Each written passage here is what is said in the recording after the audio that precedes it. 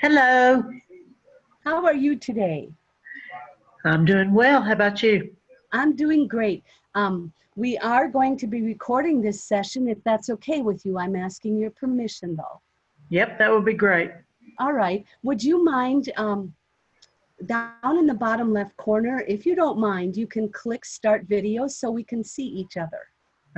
Oh, okay. I look great this morning, just Oh, saying. it's okay. It's That's okay. Me too. I'm looking my Sunday morning best. Oh, y'all can't see me anyway. It's too much light. That is a lot of light. All right. Um, so we are going to start the session then. We're starting a little bit late because we were waiting for more students to join our group.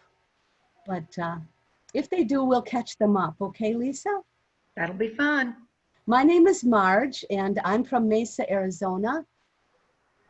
I'm from Atlanta, but I'm visiting my cousin in Montgomery, Alabama. I feel safer here. Oh, I'm Lawrence and I'm from San Francisco. Nice. yeah, we were just talking about the different ways that our areas are responding to all of this.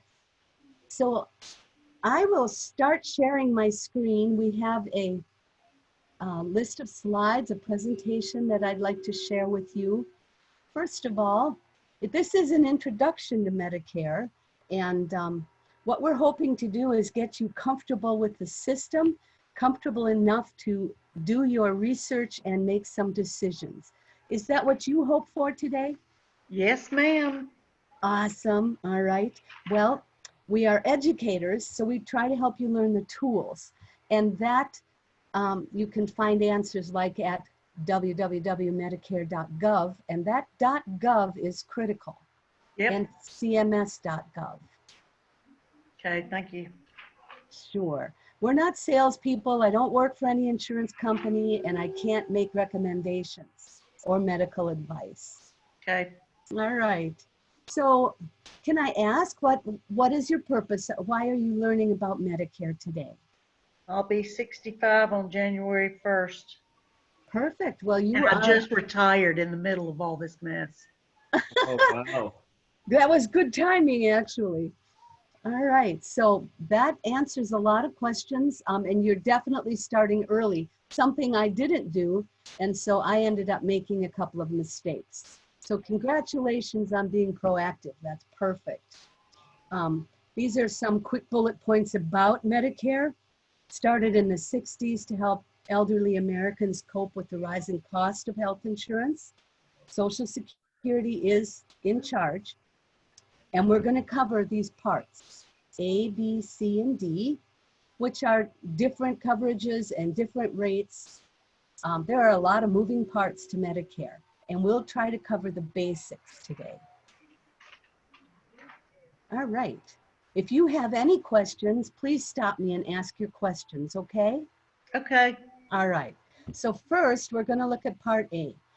Part A basically deals with hospitalization.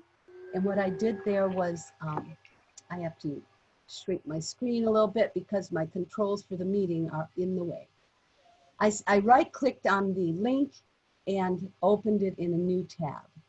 So we're just going to make that go away. This is Medicare.gov. And, oh, can I ask, I listened to one of my recordings earlier and my voice was too quiet. Can you hear me okay? I can. Awesome, okay. Otherwise I have a headset, but you know, they get kind of cumbersome. Yeah, I know. I hate them too. All right, so Part A, what is covered? There are a list of general things that all Part A plans have to cover. If you're in a Medicare Advantage plan or a different Medicare plan, it might have different rules, but each plan has to give you the same coverage at least as original Medicare. So inpatient care in a hospital is covered. Skilled nursing facility care. Inpatient care in a skilled nursing facility, if it's not custodial or long-term. Hospice care and home health care. Now that's a lot of care covered in one part of the plan. And of course, Medicare itself doesn't cover 100% of your costs most of the time. So those are the things they will cover, and a lot of times you end up still being responsible for some costs. There are ways to find out if you find you need a certain test. There are ways to find out if it's covered. And the most logical, the first way, of course, is to talk to your doctor or healthcare provider about why you need a certain service or supplies or tests, and ask them if Medicare will cover them. They may or may not know, but usually they do, or they know how to find out. You may need something that's usually covered, but your provider thinks that Medicare won't cover it in your situation. In that case, you might have to read and sign a notice that says you will probably have to pay for that item or service or supply. Or you can find out from this link, and I'll go there, if Medicare covers that service. So we'll open that one. And this is a search that lets you decide. A lot of times I use sleep study as a search because a lot of people who are looking at Medicare are also looking at that type of health issue. I'm not sure why, but it seems to be a big one right now. So Part A does not cover the sleep study, but it looks like Part B does. And there are devices that are included if you actually test positive for sleep apnea. Hey, Marge, can I ask a question? Certainly. If you were to go to that search bar and type in coronavirus test, let's just do that. I'm curious as to what it would say. So am I. Me too. Yeah. Okay, there it is. All right. Uh-oh. I clicked one too many times. I'll back up. All right. Yeah, it's telling us about hepatitis B and HIV and foot care. It looks like coronavirus is not. Try COVID-19. Okay. -19, right? Yeah, I think so. And test.